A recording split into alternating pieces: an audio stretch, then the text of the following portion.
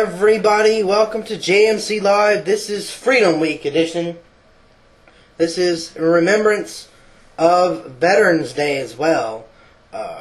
For those of you who don't know, I'm actually a veteran of the U.S. Coast Guard, and I want to share with you guys just a little bit that all around the world, between Christians, non-Christians, and all different types of political parties, this week, as you see behind me, in remembrance of November 9th, 1989, when the Berlin Wall was tore down.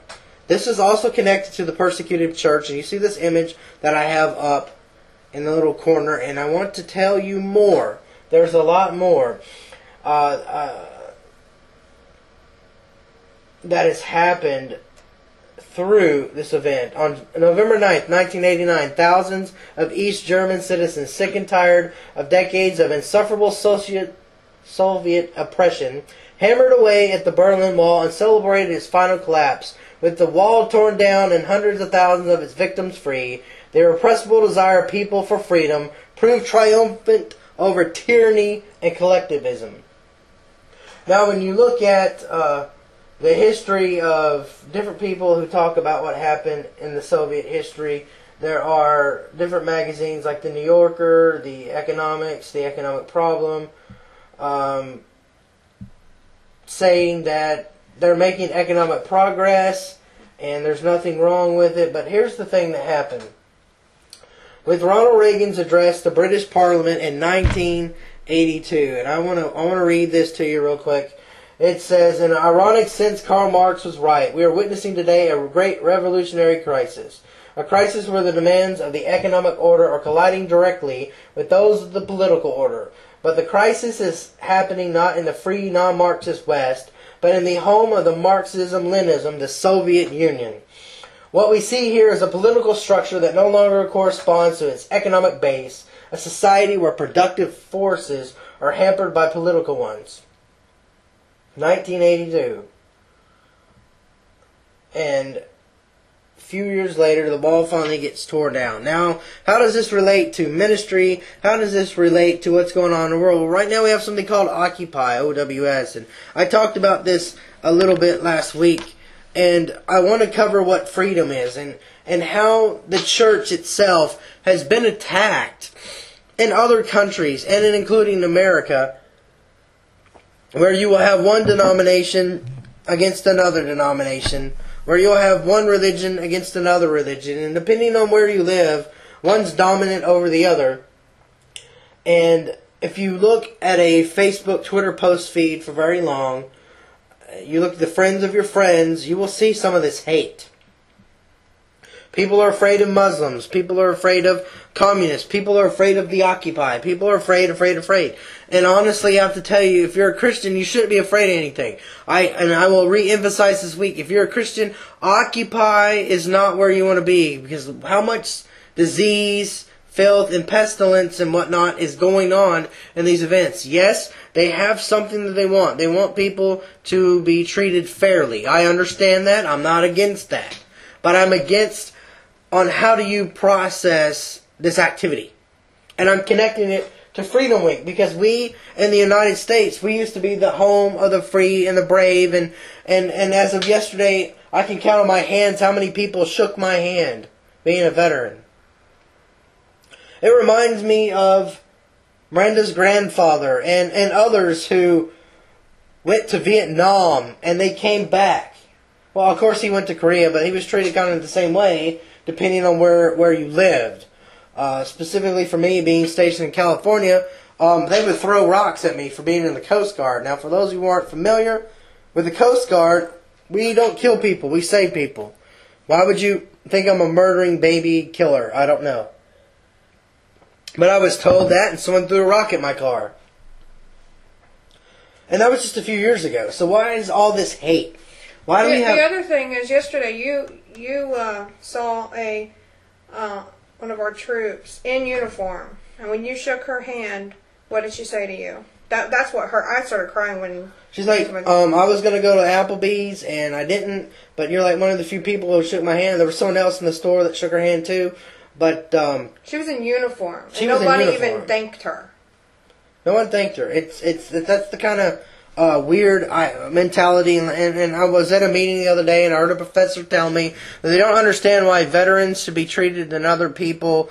I said because veterans are considered on the bottom of the totem pole right now. We're not even, as we were told, above civilians. And I know it's a harsh statement for some people to hear, but in some cases, if you understand why I mean this, it will make more sense to you.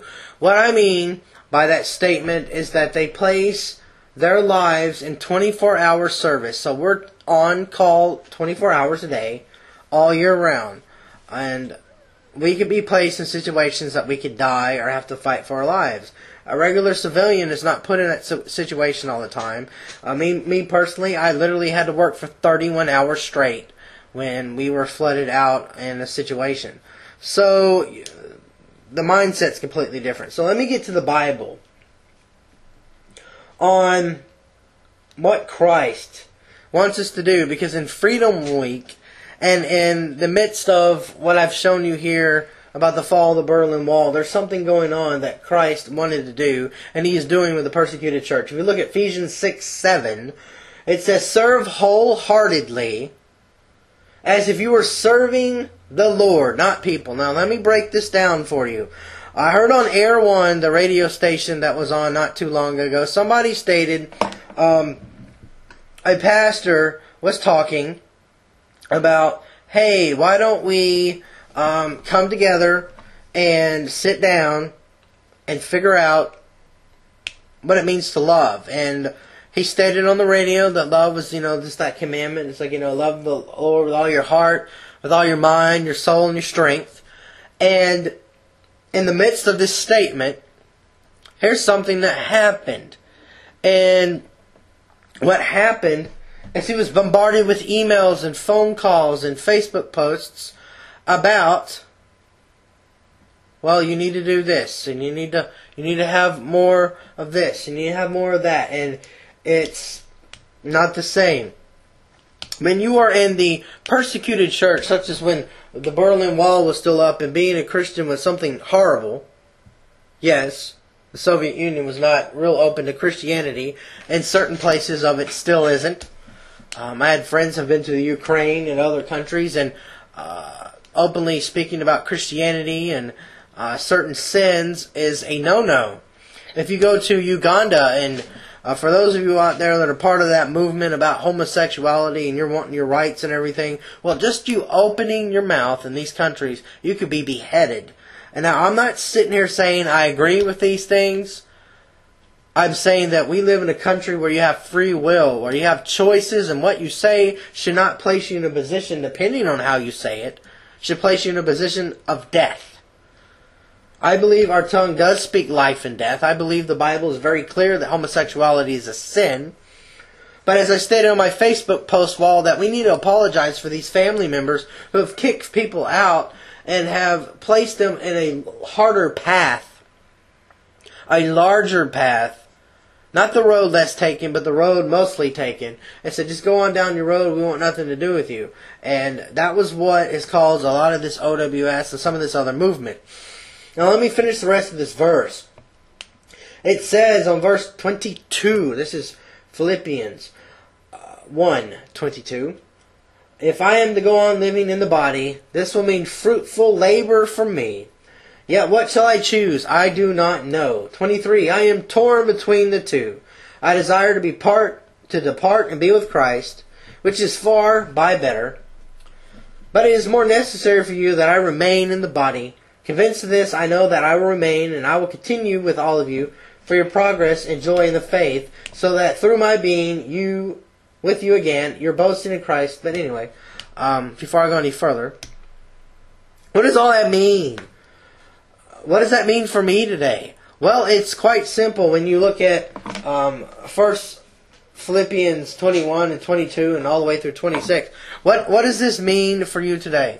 Well, it's quite simple that when you look at something such as the Berlin Wall or the persecuted church, what specifically has happened to you in the world today? What does this mean to serve? What does this mean to have freedom? What does it mean to live and to worship? These are the key words that I want to cover tonight on Freedom Week. I'm going to give you a highlight of something that the military and those even in the persecuted church experience. Jonathan Edwards once said, "Nothing sets a person so much out of the devil's reach than humility." Now, when you look at, say, Uganda, Pakistan, India, Kenya, I was talking to someone in Kenya this morning, and the civil wars and the battles with everyone going on, how many Christians are still reading their word in spite of the situations that are placed before them? And I will connect this all back to America, so don't worry, don't tune out on me. It goes in Ephesians 6:7. Serve wholeheartedly, as if you were serving the Lord, not people, because you know that the Lord will reward each one of you for whatever good they do, whether they are free or not.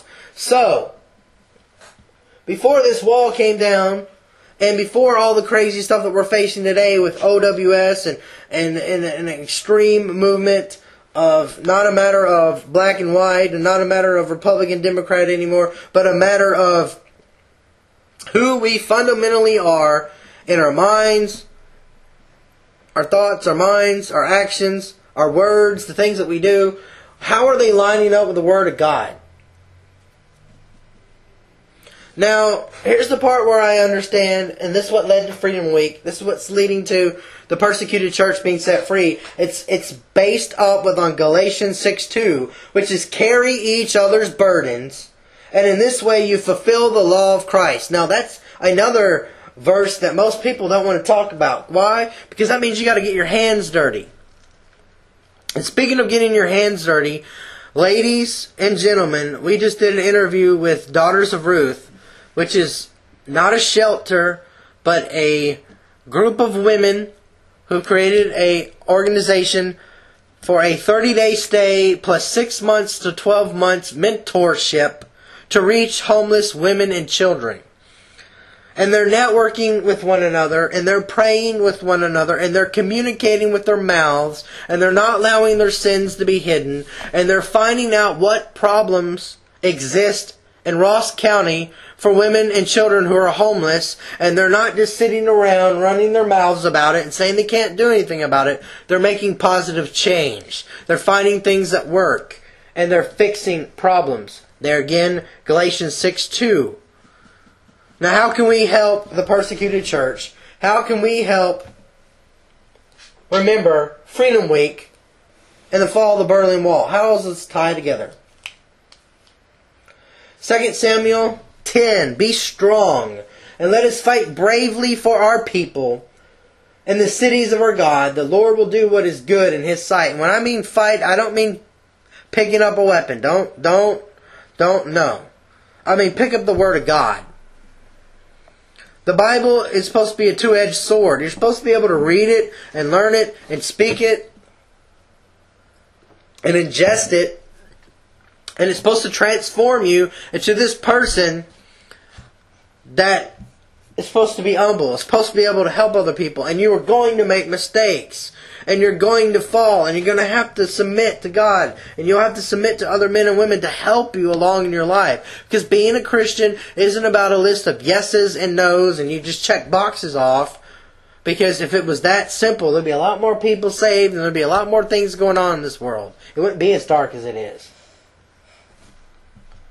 It really, truly wouldn't be as dark as it is. This goes along with the article I shared on Eternal Flame News this week about most Americans own a Bible, but then they don't even read it. Yeah, they don't read. That goes along with it. That's the other thing. Is like we saw two things where one was Democrats weren't going to church much anymore.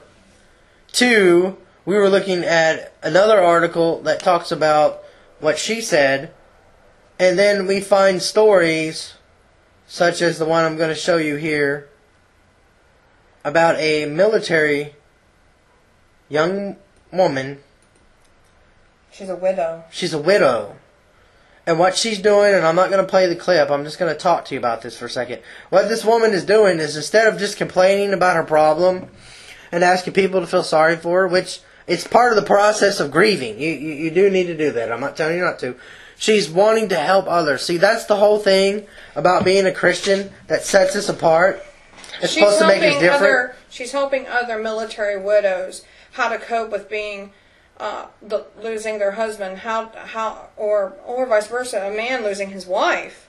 Now they have to raise their children alone. Now they have to go on alone, and a lot of times it is very tough. And this woman, check out the article; it's really great.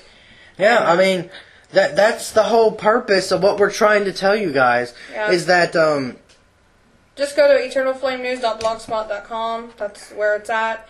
I've been really trying. I mean, this is the first time in over almost 2 months I've actually sat in on a show. I'm not really doing anything. I'm just kind of sitting here chilling. But I did want to share that. I'm not posting a lot of articles, but I'm trying to at least post 1 to 3 articles a day now. And I mean, I can't do a lot, but I can at least share 1 to 3 articles. And I'll tell you what, I get my articles a lot of times from my amazing Facebook friends. They are out there and they are sharing some awesome news that they're finding. And I'll tell you what, that's where a lot of times I'm getting it now. I don't have to go searching for it. My friends are my Facebook friends especially, are just totally in tune with what's happening today, and they want to get out, hey, you need to know what's going on. Yeah, and that's totally it, guys. I mean, if people would realize the importance of networking. See, Ronald Reagan said, freedom is one of the deepest and noblest aspirations of the human spirit. And one of the things that happens when someone is placed into captivity is that you have 2 choices. You can allow your situation to captivate you and keep you there, or you can actually do what the Jews did when they were captive. We were talking about this the other day. How do they learn to play instruments? How do they learn their languages? How do they learn their history when they were having everything stripped away from them? It was just their minds. Just in their minds. The elders. This is something else that doesn't exist anymore. How many people under 30 are talking to those that are over 50 right now? How many over 65 are talking to those that are 18 right now? There's this big gap, and it's not everywhere. It depends on where you live. There's a big gap. How many times through history have the Jews been persecuted, enslaved, and had everything taken away from them?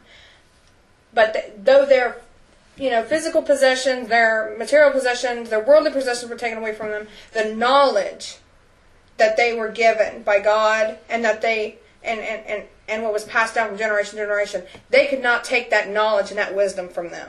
And I truly believe that's why the Jews have persevered from the beginning of time, because of that knowledge and that drive.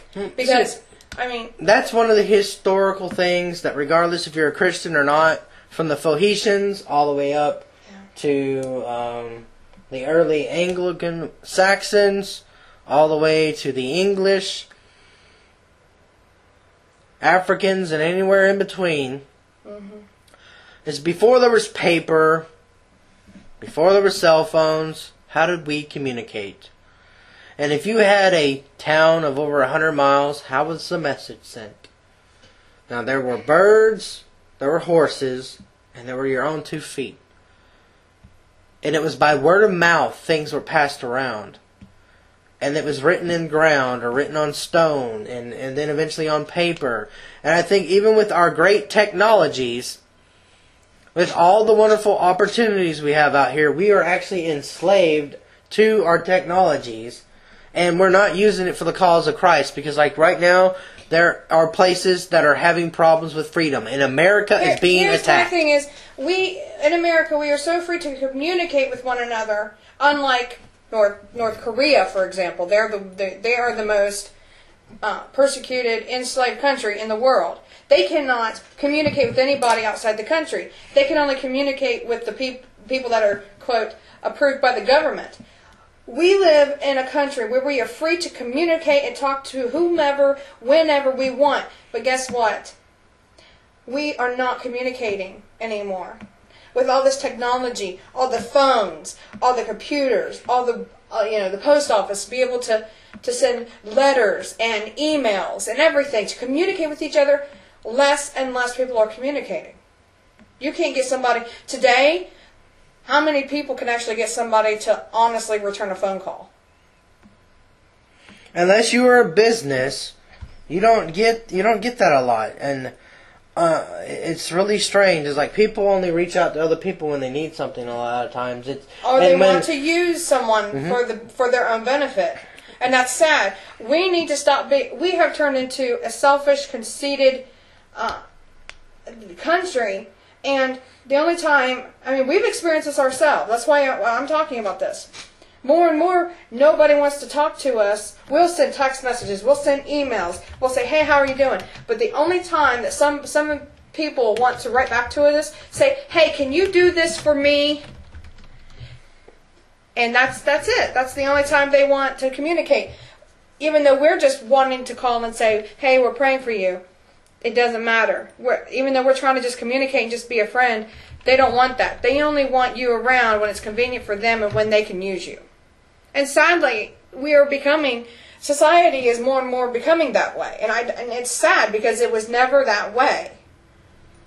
No, and that's one of the things that I'm wanting to set everyone up for. You guys know we do a Thanksgiving special, and we will be doing that again this year. Lord willing, I may actually be doing it on Thanksgiving Day, if it all goes according to plan. Yeah, right. I've done it before, and we had like 1,000 people in the chat because you know what you could do? You could just take everything to Grandma's and just do it there. So here's what's going to happen, guys. This is the bottom of the half hour coming up in about 7 minutes, and we're going to wrap this up. We're going to continue more because I want to get more into this dialogue on freedom. And I'm going to start with Sherwood Eddy, an American Protestant missionary and author. Did you say Sherwood? Sherwood. It depends on... Cher's not in this episode. Okay, but anyway. A national secretary of YMCA, worked as an honorary capacity amongst students in Japan, Korea, China, India, Near East, and Russia. And he said this. Man is really free only in God, the source of his freedom.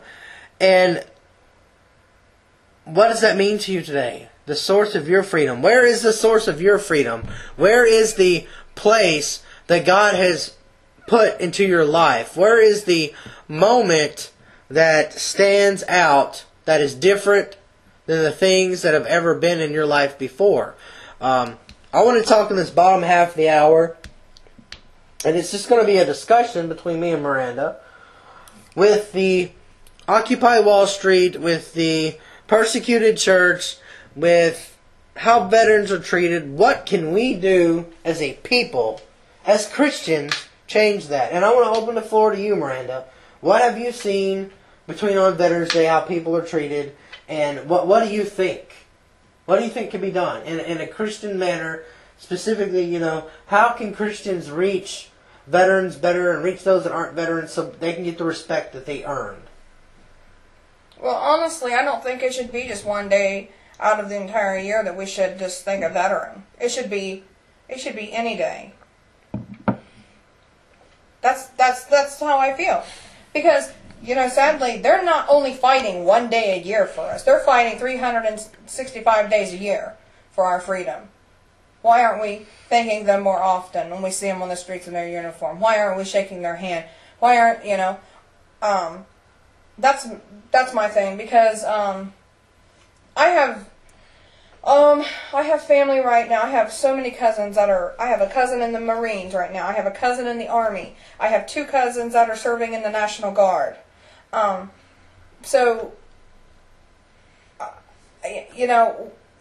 Knowing this, and also my past with my family, I have had a family member in every war as far back as I know, the Civil War, in my family, on one side or the other. And then I married a veteran. And knowing what they go through, knowing the rigorous schedules they have to maintain, whether they're overseas or they're home at a base, they're always training. Now, I want to interject you for a second. Okay. Can you explain to the viewers why, for the older viewers, because mostly older viewers only view veterans as those that have been in combat, are those that have never even left the United States considered a veteran, and why? Well, you were considered a veteran when you got out. They said you're a veteran of the U.S. Coast Guard because we're in war, and whatever you're doing on your job, whether it be here or overseas, you're protecting our country in a time of war. And even in not in a time of war, if you've served, you're still protecting our country. You're maintaining the security to keep us safe. And I mean, it isn't. You're constantly training. You're constantly being put through tests as if you were in war. You're constantly preparing for the worst and hoping for the best. And so many of our men and women have. We haven't had a draft since the Vietnam War, and young men and women are barely out of high school, and they're willingly signing up to sacrifice 4 to 7 years of their lives, and even longer, for our country. That is what makes a veteran to me. And I don't care whether you're here or over there, you're serving. And I think they need to be recognized no matter what. And especially the Coast Guard. Nobody even around here even knows that the Coast Guard is part. Nobody was like, oh, I didn't know there was a 5th Armed Forces. I thought, are you kidding me? I knew it. I didn't know a lot about it, but I knew it. But, there have been Coast Guardsmen killed in Iraq and Afghanistan, serving our country in this war. And for people to not even realize and to be ignorant that there's not even, I didn't even know there was a Coast Guard. That really upsets me. Because we should show respect to all, and honestly, we should be want to be educated on what's going on. But a lot of times, especially the younger generations, our generation and younger, they don't give a hill of beans what's going on in the world. As long as they got their iPhone and their video game systems and their stuff, and it's not affecting their lifestyle, they're not worried about it. Now, since I wasn't able to ask you this question last week, and I'll ask it now, and you're going to have to think for a second, and I know your knee-jerk reaction on this, and I'm being really careful asking you this, but I know I need to. Since you think I'm going to get angry? Yes. Oh, boy. Occupy Wall Street. We've seen women be raped. We've seen people be sick. I've seen people be peaceful. I've seen police officers arrest those that really shouldn't have been arrested. I've seen people be injured that shouldn't have. I've seen both sides of the coin on this. We've seen where a Coast Guardsman was spit on. Our own troop. They're spitting on our own troops, man. Because they don't agree with any form of government. But you know what? Our troops aren't going out and killing them or spitting on them. They're still... Sorry. So my question is... see, I knew this would get her really upset, so I got to keep her on track here, guys. She's a woman, and I was in the Coast Guard. So I don't get to vent about this stuff except to you. But here's the thing that I'm curious about her thinking, and then I will close with my thinking here at the bottom of the hour. But this is Miranda's one opportunity to be on the show, and I don't know when she's going to be on the show again. So we're going to talk to her as much as possible tonight. Because for some reason everybody likes to hear what I have to say. People like to hear Miranda's talk. So here's what I'm kind of curious about. For Occupy Wall Street, I mentioned last week I don't think Christians should be involved, and I know you agree on that. I totally agree on that. But what can Christians do as individuals and those that own businesses? What can we do to better help these people? Because they're angry, and I understand people are angry. The Tea Party side was angry. The Occupy Wall Street is angry. What can we do so that Christians can honestly be set apart from Republican, from Democrat, from Tea Party, from Occupy Wall Street, and we can be in our own category and saying, You're different than all these people. I think the main thing we have to do is and make sure that we express that we don't hate those people that are doing the protest, and they're spitting on our troops, and they're raping women, and they're spreading feces on police vehicles, and they're assaulting people, beating people up, and doing all this. We don't hate them. I think that's the main. I think that is the one thing that we as Christians need. Like you said, what is the one thing we can do to set ourselves apart? Express that we don't hate them, that we love them. We don't agree with what they're doing. And I totally don't agree with what they're doing, because I totally think if you're going to be protesting, I don't think you should be at Wall Street. I think you should be right there at the White House.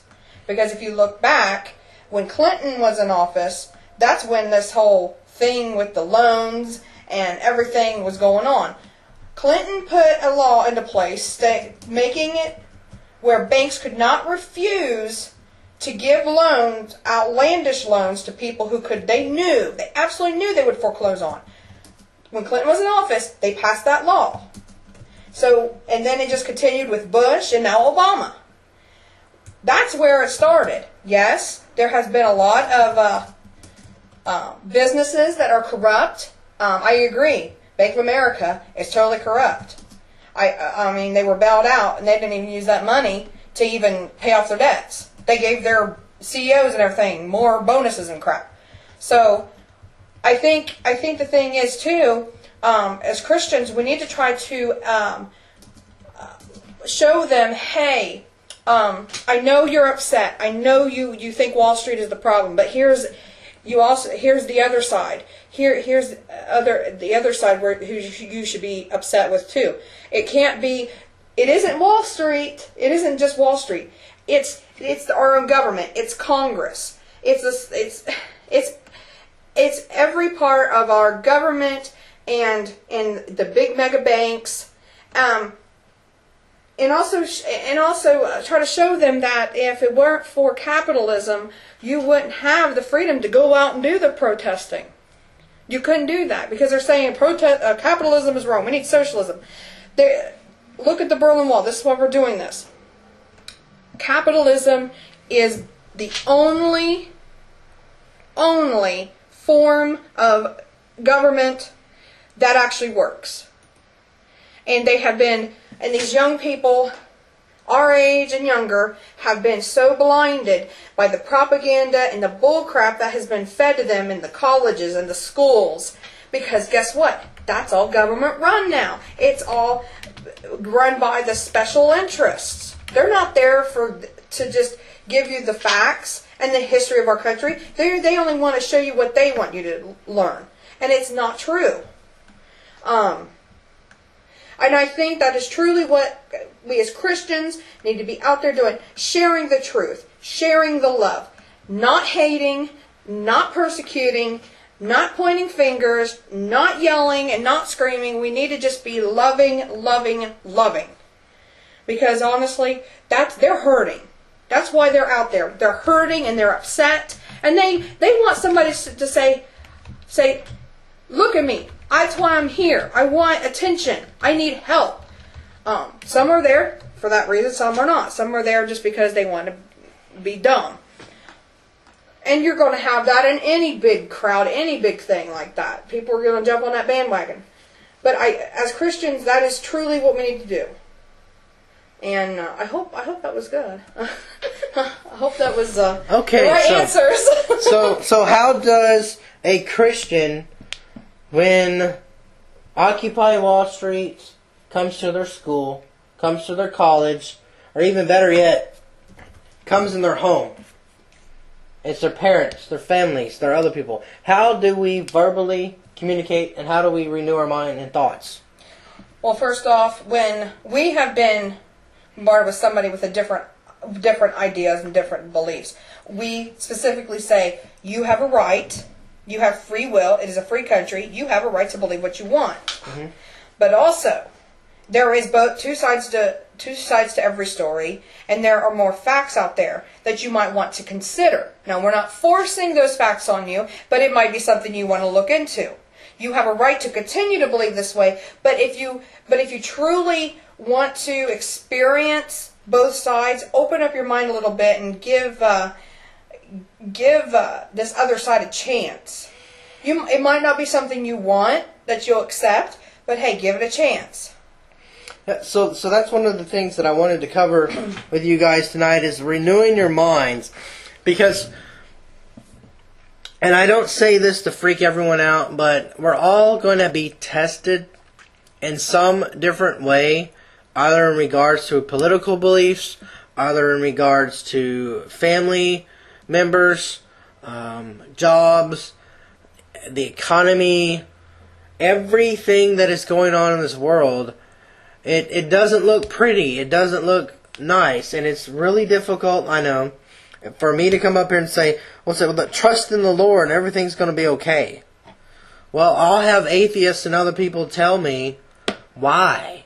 And that's the problem. So many of us have learned to speak Christianese, and we memorized a few Bible verses. So when you say, how are you doing? Well, I'm blessed and I'm blessed this and I'm that and I'm that. And I'm trying to have a conversation with somebody, and I can't get anywhere past 5 Bible verses that come out in their mind. So I ask, so what have you done today? He's like, well, I read my Bible. I read that. I'm like, let's get a little bit deeper. Yeah. Then where you might be today. Let's get a little deeper. Because honestly, at the same time, why people do that is because they're putting up that wall. They're like, I don't want to get too personal. Because you know what? If you get personal, then you've let somebody into your life. And sadly, more and more people don't want to do that. Like I said, like it goes to with, we have all this technology to be able to communicate more and more with each other, but we are communicating less and less. And I think that's part of the problem. And honestly, if you don't realize what's going on, you end up placing yourself in a position that actually puts you really off kilter. And I think when this finally happens, you miss out on a lot. And you're missing out on a lot in life. And see, that's one of the things that I want you guys to understand, that if you're wanting to reach people for Christ and you're wanting to transform the whole mindset of what people are doing, you have to really stand up and listen and make that change. Because right now, this whole thing is going to continue to accumulate and build. They're making plans for next year for this whole Occupy. There's people that are wanting to stay in the midst of this whole crazy place. And they're wanting you to get involved. Someone's always pulling. You know, there was just the elections on the 8th. Vote, vote, vote. And I'm talking to you guys about freedom. And I'm talking to you guys about where your mindset is. Pretty simple stuff. But I've found out that the more that I do this show, what I'm talking about apparently is not as easy as what I was hoping for. And honestly, like the image shows, our time is running out here on earth. We're going to die at some point. I mean, I can't avoid saying it. I wish I could. I wish I could turn around and say, you know, we're just going to live forever and we're all going to be fine and nothing wrong is going to happen and everything's going to be okay. That's not true. We've experienced that. Yeah, that's the thing, you know, this whole situation with, you know, I don't want to freak you out and scare you, but I want you to realize, what can you do as a Christian? Yeah. And I'm giving you some tips here on how to celebrate. Like, this whole week is Freedom Week because the Berlin Wall fell down. You can start this next year, and you can talk to people about the persecuted church. You can talk to people about, well, how do you deal with bullies? Right here in town, a big bully event occurred, and right in our own school district, and it made national news. Yeah, and it made a lot of people mad. So my bigger question is you know what made me more mad? Let me share this. Okay. What made me even more mad was that our own local paper did not write about this story in the paper until after it got on CNN.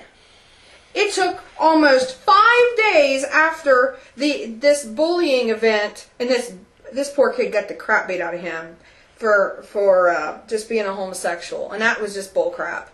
Because Jeremy and I have experienced bullying to that extent. We have been beaten up, and we've had to fight, and nobody would help us, and we know firsthand what it's like.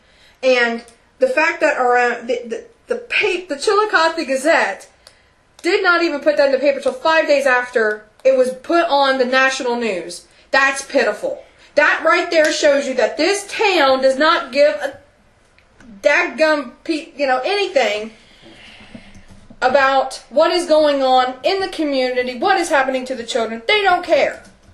I could go on and on about the problems with that paper, but I'm not going to. But when something as significant as that happens, and he gets on the national news, and it's not even put in the paper in the town where the thing happened, that really reflects on how bad the town really is. When it comes to standing up for kids and protecting children and the innocent in this community. I mean, that's just how I feel about it. Mm-hmm. So, there again, back to Freedom Week. Back to Veterans Day. What can we do as Christians to let those who have served, those who have actually have purpose and a plan for our lives, what can we do to help them? And it's quite simple. And I told you that verse earlier where you have to love one another and help one another. It's all about giving. And the problem is we live in a society where no one wants to give. They just want to take.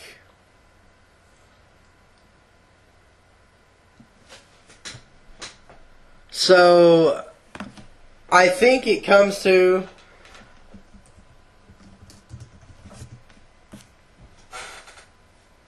a point in our lives where we have to realize there's people out there that are just never going to change. And that there will be evil doers in the world. There will be someone always out there to kill, steal, and destroy in some format. So what do we as Christians do when we can't always get what we want as we think? Because this guy over here did this to me, or that guy over there did this to me. What do? Mm-hmm. Because at the same time I'm talking about freedom, let's talk about what has been taken away. So I'm going to go back to Miranda. Okay. In the midst of your sickness, we've found a book, and we've done some other things that have helped you. But it's still at the same point. And I don't want to just talk about sicknesses. I also want to talk about, let's see, just everyday living. We're coming up to Thanksgiving. I know a lot of people are going to have problems with family members. Some people may not have a lot of money. Yeah. And I'm wanting to ask you a fully loaded question here that could take you a good while to answer. So, as a person of experience, of loss, how do we deal with not getting with what we want? I want an answer from you, honestly, because there's still things that you want that you cannot have, and the steps that you've taken that work and steps that don't work. Wow. One of the first things that doesn't work, I'll just start with that. The things that don't work is when you're dealing with all the, not having enough money to do what you want, or being too sick to do what you want, or to enjoy different things. Talk about it. Have a friend, have a relative, somebody that you trust to talk to about it. How I deal with it also, I write in my journal. I write on my blog. I haven't written in a while, but I need to. You need to vent in some way, because if you don't, honestly, you start to self-destruct. And sadly, that's what I have done. Over the past month, I have been very self-destructive in my thinking and my actions. I at one point, over the past month, I wanted to commit suicide. Or I got to the point where I was just, God, why? I just kept asking why. I don't know why. I mean, that's another thing too. Is talk to God. Even if you're angry, talk to God. I mean, I don't curse God. I don't curse. I completely understand Job. I don't hate God. I don't curse God. Yeah. I love God. I know whatever I'm going through, He's going to make it work for good. Uh-huh. It may not have been in the original plan of my life. Okay. But it just occurred. It was something that He allowed to occur in my life. Maybe to make me like Paul. Uh-huh. Put a thorn in my flesh. Put a thorn in my flesh to keep me humble. Mm-hmm. That could have been. I don't know. There's a lot of examples of people going through sicknesses. One way or Job, Paul, other people going through sicknesses, and God used through those sicknesses, through those trying times, to somehow work things for better, and used it to make this person stronger. Mm-hmm. That's what, not talking about it, just keep it on, that doesn't work. You have to vent some way. I don't care if you sing, I don't care if you paint, I don't care if you write, if you have to run, exercise, if you play a video game, whatever it is that is productive, not harmful to yourself, to get out your frustrations, your anxiety, your whatever emotion you're dealing with. Find a positive outlet to deal with whatever you're going through. Mm-hmm. That's one thing. Now, would you always use that outlet? No, I haven't. I got to the point where I didn't want to talk, and I've just, there's going to be times you don't do that, but that's what doesn't work, and this is what does. Now let's break it down to a simple answer of how do we, what are like top 3 things to do when things are in your life and you can't have what you want. We're talking about preparing for the holidays, dealing with family. Yeah. I want you to talk about how to deal with family. Let's start with that. If you have family members you're having problems with, what do you do? Top 3 things to do. Well, the first thing that I was taught was to set boundaries. You have to set boundaries with those people so that they cannot control you. Okay. You are in control. Make sure that you are in control of yourself and the situation you're in. Never allow them to have the control, because in people's family, who is the good person and who isn't the good, and who is not very nice, and then there's the people that are just flat out mean. And so, if you can't get along with those people, just flat out stay away from them. Don't go around them. If they are going to cause you to sin, if they are going to cause you to think badly about yourself and possibly want to harm yourself and even drag you down farther, those people you don't need to be around. And I've learned that throughout the years of my life. Had to get rid of friends, stop talking to relatives, and people that just were not were putting me down. I was not putting them down. I wasn't treating them badly, but for some reason they thought I had this bullseye on my forehead where they just had to punch me all the time in it, and they had to just constantly hit that bullseye until they had me completely broken and wanting to just end it all. Mm-hmm. Second, if you don't have the money, you don't have the resources to have a good holiday, find the simple things to enjoy. Name me 3 top simple things you can enjoy when you don't have money, when you are sick. What are 3 things a person can do? Well, go for a walk. Okay. We've done this through the holidays. We've experienced this where we can't go anywhere. We didn't have a lot of money, and we couldn't do a lot of things. We couldn't even go anywhere. I was stuck in the house. What did we do? We watched movies. We watched Christmas movies. We played games together. We got out a deck of cards and we played games.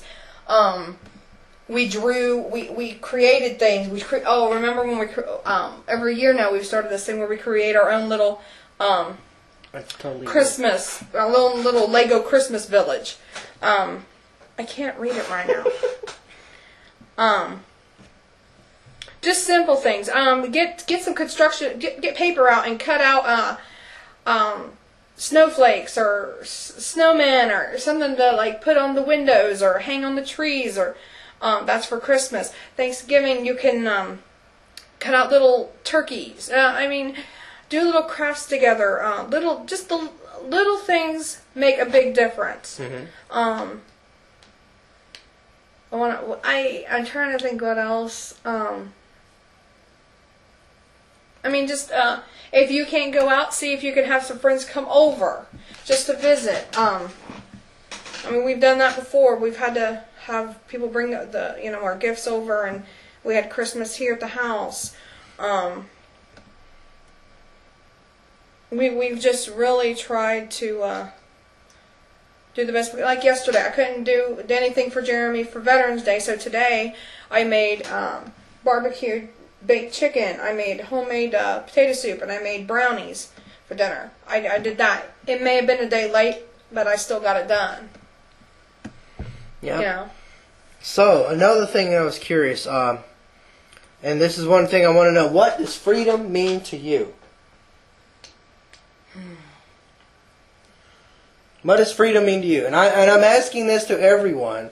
I will give my answer after Miranda does. Or while she's thinking, you need time to think what freedom means to you? Well, first part of my freedom is knowing that I am not bound. I am free from sin because Jesus died for me. Okay. I am not a prisoner to sin and a prisoner to fear and in the unknown, because I've given my life to Christ, and His love, came in my heart, and I have no fear of death. I have no fear of tomorrow. I've gotten to the point where being so sick, I just don't care. I don't care if I sit at the doctor's office for an hour when it should only take a half an hour. I don't care anymore, because that really happened this week. I didn't get upset. I just let it go, because you have to. I am not in control of that, but I am in control of how I react to those things. That is where the freedom comes from. Freedom means to me, too, because all the men and women who have sacrificed their lives for this country so that we can sit every Saturday night and be able to talk freely about the love of God and the Bible and share our own opinions without government police coming in and arresting us and taking us away to a prison camp or a labor camp to work with the rest of our lives just because we shared an opinion. That's truly what freedom means to me.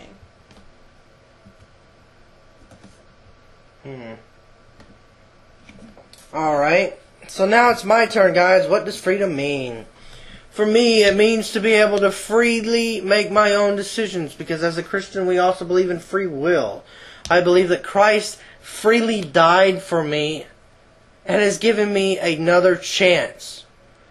I also believe that it also has to do with our decisions every day, with the whole free will. I think that too many of us are focused on what we don't have instead of what we do have. And I think we should freely embrace the things that we do have and not worry so much on what we just don't have. And like I said, this holiday season, it places a lot of stress on people. I understand. Family members, money, and things, and that's why I want people to lower the stress level, but also at the same point. I think people need to stop feeling obligated that they have to do all this big stuff for Christmas just because society makes you feel that way. Stop allowing society to dictate and have control over your life, and that's imprisoning you. Have the freedom to tell and the power to tell society and the TV and all this. All these stores say, no, I don't have to buy that stuff to have, I don't have to have, quote, stuff to have a Merry Christmas or a Happy Thanksgiving. Yeah. What is it that means to you today on what God wants to do in your life. I'm sorry I interrupted you. Oh, you're fine. I just felt like I really needed to stress that. I actually want to close on this end statement. We got 4 minutes left. Yeah. 4 minutes, guys. And we're going to finish with this. The Daughters of Ruth interview is up, as I told you, and we'll be doing an amazing event this weekend. Next weekend. Well, this coming weekend. This day, next week, the 19th. Yeah. One night without a home. And we're leading these stories and other postings that we find between here and now, leading up to that. And I want people to realize that this is going to be an eye-opener. This is going to be a chance to open some eyes and Jeremy's ears. swiveling his chair too much. He's going to make people motion sickness on the video. Try and move her foot. But anyway, we're trying to keep him still. I think the time has come for Ross County to see churches, nonprofits, government agencies, whatnot, people, just people, come together and serve the community in a great event. I mean, this is leading into Salvation Army kettles, leading into soup kitchen events that people get more involved in, Christmas presents, toys, all the clothing, boots, hats, scarves like Miranda gave away. This is opening a lot of eyes and ears, and this is exactly what I'm hoping to see. So tune in later this week. We'll be making more posts about One Night Without a Home. And this is the closing of Veterans Day Freedom Week edition of JMC Live. We will see you next week. We will try and take photos and possibly make interviews with other people that may be speaking. We're going to try and possibly do a lot of other wonderful things on this. And we're going to be having a booth at this event too. Yeah. It's going to be in Yaftangi Park in Chillicothe, Ohio. So if anybody that lives in or around Ross County and near Chillicothe, Ohio, please come out. We would love to meet you. Oh yeah. You'll see our booth, and we'll have a 6-foot sign that says JMC Ministries on it. So you can't miss that. It'll be blue and red. Because I mean, and we're going to be handing out a ton of free stuff, and we're also doing a raffle. To raffle off some books about homelessness, and all the money that is raised will immediately go to the homeless shelters that are present at the event. We will split the money right there. We will not be taking any money home with us. It'll directly go to the homeless shelter directors, to them, so immediately people can start being helped. Yep. So tune in next week. We'll give you more details on that. God bless all the veterans. God bless everyone for freedom. And let's bring this country back. Let's bring the world back. And let's lead people to Christ. God bless. Bye-bye.